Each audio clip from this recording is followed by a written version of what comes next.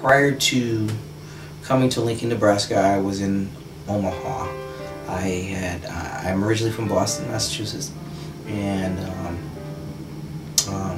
I came to Omaha to stay with a friend. That didn't quite work out. I had just got back into recovery, and so I worked in Omaha for a while. At that time I ended up in a program, and just before I completed it, I had a relapse. I ended up at the Open Door. I'm back into active addiction, and then I wanted to make a change, and it just so happened that in the midst of my active addiction, a gentleman came along and said something about that he could take me to Lincoln, I could get a new start, and that there was a mission there and they would give you some help. So he gathered me up in my possessions from the Open Door and drove me up here to Lincoln and dropped me off at the front door. And that's how I ended up in Lincoln.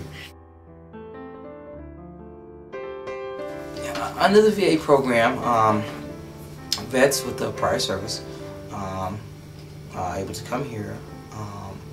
The VA pays for their room, their rent. They also meet once a week in a group setting with an outside counselor. They also provide services depending on your connection with the VA. They set people up for dental and other services through the VA hospital, and then eventually, as you move through the program, they have what they call VASH vouchers, which help with housing. It's a full service thing. There's different VA specific for the vets events, whether it be a group outing or some type of veteran function at some type of veterans facility. And it's just a lot of support for those that are serving. Based on all that, and based on being here and completing the program, I was able to open a sober living house in Havelock. Just, again, having been able to save money while I was here through the VA program, and having made a change, was able to furnish the house a little bit at a time, and I just look towards the future. That's why it says the People's City Mission, because it's of the people, it's for the people, and it's by the people. That's it. It's that simple.